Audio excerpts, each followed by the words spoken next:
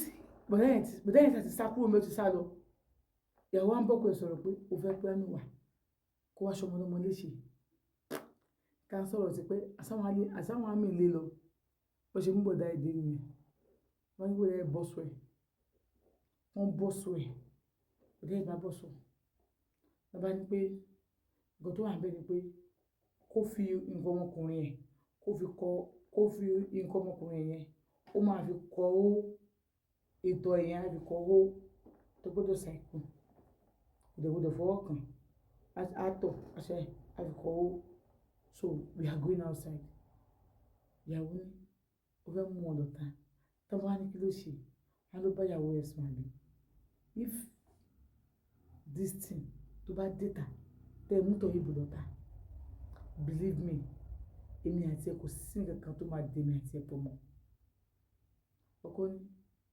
òun ní ojútì ó lóun gbọ́ àwọn àmì yẹn wá ní kí ó dá yẹn dúró kó yẹn máa ṣe front job kó máa ṣe front job káàkiri gbogbo ibi gym ìyàwó bá lọ síbẹ̀ ìyàwó ní kò ní ṣe sẹ́ẹ̀ kò ní ṣe front job yìí sẹ́ẹ̀ alóhùn ní ṣe sẹ́ẹ̀ bẹ́ẹ̀ ni àwọn àmì yẹn kó wáyà bòtọ̀ yìí bù ó ní òun ní ṣe sẹ́ẹ̀ ìyàwó yẹn wá lọ dìtọ̀ yìí bù ń báyìí ó ní tí wọ́n ti ń kó yàbọ̀ kọ́ máa kó bòun ọkọ ẹ̀ ní beat her with him kò dáhùn ó ní ẹ máa nà mí mọ́ sẹ́ẹ̀ bó kò ṣe já kíní yẹn gbà àwọn ọkùnrin jó obìnrin lọ o bọ̀dá yẹn ló tún sọ bẹ́ẹ̀ àti ṣe ara àwọn ọkùnrin gbóná o ó ní kò já kíní yẹn gbà ni ibi tí ẹ̀rọ ẹ̀ ti di ẹmú ó kàn fa mọ́ ni ìyàwó òfin bọ̀bọ̀ yẹn sílẹ̀ ó sáàdì mú ó kàn jẹ́ kan náà ìyàwó kan fún kó gba wáyà tó wà lọ́wọ́ kíní kò bó kó tó wà lọ́wọ́ ọkọ ó kàn lọ́mọ kọ ni ó kàn ní yes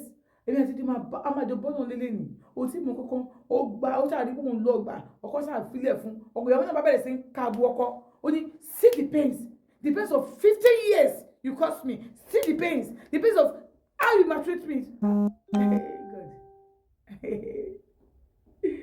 ẹni máa kú o pàjẹ́ tó máa pa ọkọ ni so I offend you keep it yes I kept it because mo ò ní agbára àti bá ẹja nìkan ibẹ̀ lọ́dọ̀ àwọn sójà yẹn tó wá jẹ́ Yorùbá wọ́n á ní madam ẹ take it easy man ẹ take it easy ẹ tẹ fẹ́ náà ìyàwó ló bá sùn ìyàwó ló tún protect ẹ̀yẹn kò sí kọ́ta máa ṣe ju wípé ẹsẹ̀ tó kìíní yìí àmì kébìlì bẹ́ẹ̀ kí gbé lọ sí báràkì ni ìyàwó ní kò jọ ẹ̀gbẹ́ lọ sẹ́ni wí ẹ̀ wọ́n wá sọ pé madam tá fẹ́ gbé lọ sí báràkì kò sí kọ́ta máa ṣe o ọkọ yín lè dìímú o wọ́n máa jẹ ẹnìkan náà wọ́n máa dìímú tọwọ́ tẹsẹ̀ bẹ́ẹ̀ ṣe tó yìí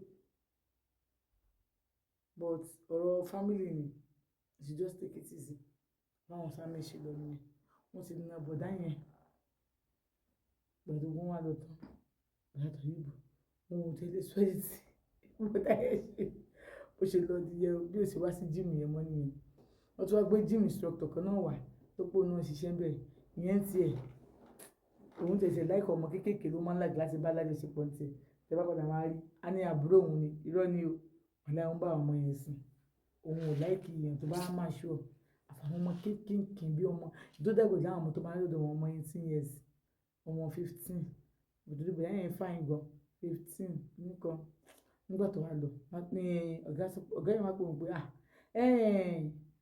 Afeez ṣó o tí mọ̀ pa jíìmù ìnáwó náà ti ń jíìmù o ó ti pẹ́ náà ti bẹ̀rẹ̀ sí ń jíìmù ó náà ti ń yọ gẹ̀ òun ti ń fit òun ṣe kíkọ máa tẹ́ ìbúwọ̀ náà mọ̀ pa jíìmù òun mọ̀ pa má ṣe oníbó ṣe wà wọn síbẹ̀ yẹn àṣẹ gym instructor tó ń gba gym boy míì tó máa bá àwọn gbálẹ̀ ṣe gbọ́ tó ń gbọ́dọ̀ mí síbẹ̀ ó náà ti ṣe mọ̀ pé ọkọ tìyàwó yẹn wọ́n padà parí ìjà wọn nígbà tó máa pọ̀ wọn síbẹ̀ gbọ̀nsẹ̀ gan òun wá ìyàwó ọkọ wá ọjọ́ wá síbẹ̀ ni so wọ́n forgive ara wọn wọ́n dẹ̀ bá ìgbé ayé wọn lọ àmọ́ bọ̀dà tó yìí yẹn àwọn ò sí ń bẹ̀ mọ́ so ìgbà tóun dẹ̀ wọ́n bẹ̀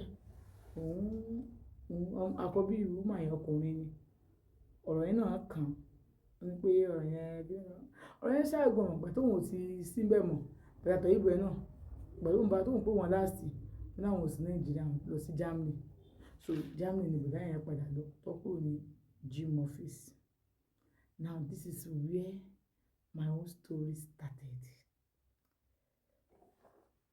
Ó ní woman kan tó máa wá sí gym àwọn àgbàlagbà ni wọ́n sanra o, but wọ́n ní pé wọ́n ní cholesterol, high cholesterol. So wọ́n advice wọn kó wá fún exercise, kó máa ṣe exercise, kó dẹ̀ máa ṣe kìnìún tó máa ti dé wọ́n ń ṣe nǹkan méjì. Kí n tó máa ń dẹ̀ pé wọ́n sáré lórí ẹ̀ tó máa fi ń rìn lórí ẹ̀yìn kó tó máa ń lò nìyẹn. So tó máa yẹ ti ṣe, tó máa ti ṣe tán, wọ́n máa tí pẹ̀lú bá wọ́n máa clean ara wọn. Ó ní àwọn girls kan tó máa bá wọn gbé kìnìún, so ẹni tó lówó lọ́wọ́ ni wọ́n, but torí pé wọ́n nídìí exercise fún medical ni wọ́n máa fi ń wá sí studio sí gym àwọn. Ó ní wọ́n tó bá ti wá bẹ́ẹ̀ yẹn, ẹ mọ̀ pé wọ́n máa ń register pẹ̀lú àwọn ní club kìnìún ni wọ́n register lọ́dọ̀ àwọn. Ìgbà míì tó bá ń lọ bẹ́ẹ̀ yẹn, registration tó yẹ register every month ni, ẹlòmíì yearly ló ń ṣe, ẹlòmíì monthly ló ń ṣe. So àwọn tí wọ́n ẹ pé yearly ni wọ́n ṣe. So tó bá ti wá bẹ́ẹ̀ yẹn, wọ́n lè tip owó. Ìgbà míì 5,000, ìgbà míì 10,000. Òun ní wọ́n ní pé àgbàlagbà ni wọ́n kàn fẹ́ máa support wọn. Ó ní wá di ọjọ́ kan wọ́n ti wà ní mọ́tò wọn, bí ìkan náà àwọn girls tó máa ń wà lẹ́gbẹ̀ẹ́ wọn yẹn, ó wá pé òun ni òun dé láwọn woman kan tó ẹ mọ̀ pé òun lòun wà ń bẹ́ẹ̀ nísìn. Ẹni táwọn gbà ń gbà yẹn nígbà tí Àtọ̀ Yìí bùlọ̀ yẹn tiẹ̀ òun ò tiẹ̀ ní life tó pọ̀ pé àkó lọ ọdún méjì yá bí ọdún kan. Bí Àtọ̀ Yìí ti pẹ́ ń bẹ̀ yẹn gan o. Àwọn náà fúnra lára òun ṣe gym boy fún wọn ó kọjá 5 years tó wọ́n ti pẹ́ ń bẹ̀ yẹn gan. So wọ́n ní wọ́n pè òun, ìgbà tó wọ́n á pè òun, wọ́n á béèrè lọ́wọ́ pé ṣé òun máa massage. Ṣé ẹ rò pé bí Àtọ̀ Yìí dẹ̀ máa massage? Wọ́n jẹ́ ti kọ́ òun wọ́n sọ pé òun máa massage. Wọ́n á ní okay wípé àwọn onídìí ló máa massage àwọn ni gbogbo àwọn ó ń dùn àwọn ọgbà ẹ̀yìn wọn. Wípé bọ̀ ilé àwọn làwọn máa ń like kí wọ́n ti wá massage àwọn. Wọ́n á ní ilé yín everyday ni wọ́n máa ń sí gym bí báyìí o. Àwọn kan tó pé Monday, Wednesday, Friday ó ní wọ́n máa ń sí gym. Àwọn kan wà every Saturday ni. Àwọn kan dé wà every morning ni. Àwọn kan wà mo sáà sọ pé fún wọn kò sí ọdún wò kí n bí sí. Wọ́n á ní you know what, ọjọ́ tó bá ti ń bọ̀ má worry, máa fún gbogbo yẹn. Bá ti sọ fún yín bẹ́ẹ̀ yẹn, bọ̀ mo kàn ní sọ pé bí o mọ̀ massage àbí o mọ̀ massage. Àwọn mọ̀ massage dáadáa. Wọ́n á ní okay má worry, ọjọ́ tó bá máa ráyè wá ó jẹ́ kí n mọ̀ pé ọdún náà I need it. Ìwọ bí mo ṣe ń bẹ̀ sọ̀rọ̀ gan gbogbo ara mi kàn ń dún kan náà. Wọ́n sọ pé okay tí ó bá jẹ́ àárọ̀ nǹkan no problem, ó lè jẹ́ ọwọ́ ìrọ̀lẹ́ tó bá dé sùn wá sùn. Mo náà wọ̀nyẹn dè náà I'm going to get it somewhere. You can tell your people you are coming to my side. Oh, no problem. Ó náà bá sọ pé okay ma, ẹ jẹ́ kí tó bá ti di ìrọ̀lẹ́ ọ̀la ìrọ̀lẹ́ ìní nǹkan sún nìkan tó fẹ́ ṣe ìrọ̀lẹ́ ìní ni. Wọ́n máa kó bọ́bọ́ bá ti ìrọ̀lẹ́ ìní kò bẹ̀rẹ̀ náà wọ́n wò rí máa ṣe dáadáa. Wọ́n ní ẹ ṣé ma, thank you ma. Ó náà ti ṣe ó ní mo padà sínú bẹ̀rẹ̀ mo lọ ṣiṣẹ́ tí mo ṣe lọ. Mo ṣáà ń rò mo ń rò kò sí wàhálà. Òun ò kí massage, bọ̀ òun tún kọ́ massage yẹn lọ́wọ́ Àtọ̀ Yìí, bọ̀ òun ò tí ì náà fàdí àti massage fún yàn. Bó ṣe lọ sí fídíò ní YouTube yẹn how to massage. Òun á rí bó náà máa ń wọ̀ nǹkan sí, òun wọ̀ sókè ni. Òun ṣáà rí gbogbo ẹ̀ bí wọ́n máa ń massage jaw, bí wọ́n máa ń massage imú, ẹsẹ̀, gbogbo ara kìíní kan. Kàní massage touch pé òbò ẹni tó ń massage àbókù ẹ̀ kìíní kan. Is it right for a male to massage a female or a female to massage a male? Mo ṣáà gbogbo ẹ̀ òun ní bí wọ́n ṣe massage. Òun tún rí bọ̀bọ́ kan náà lórí internet. Bọ̀bọ́ yẹn wà lórí Instagram bó ṣe máa ń massage àwọn èèyàn tó máa ní kó yàtọ̀ tó máa massage ojú ara wọn, massage gbogbo ẹ̀ pátápátá bó ní bó ṣe bẹ́ẹ̀. Òun rí báyìí òun lọ sí Instagram òun wo gbogbo ẹ̀ wò pé ó ní bó ṣe wò ló kó òun dìde. Òun kò sí tó ìwọ tó máa dé lọ ọ̀yá yìí ṣé kó òun ò ní máa dìde báyìí nígbà tó òun lọ.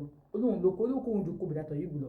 Nígbà tó òun lọ òun bá wọ boxer oní pant yẹn òun lòún wọ̀ tó òun á fín okó òun á fún mọ́ bí ẹ̀gbẹ́ pínpín lòún fún mọ́ torí pé kí ni òun ò fẹ́ kí wọ́n mọ̀ wípé ara òun dìde tí òun bá massage àwọn ọmọ mi lọ́wọ́. Nítorí pé ìkànnú àwọn ọmọ tó ń bá wọn máa gbé kíní omi tí ẹ bá massage lọ báyìí ọ̀tọ̀ náà máa gbé lipton sí, ọ̀tọ̀ náà máa gbé omi sí, ọ̀tọ̀ ní tó máa mú tó wẹ̀ ní ẹ̀dá.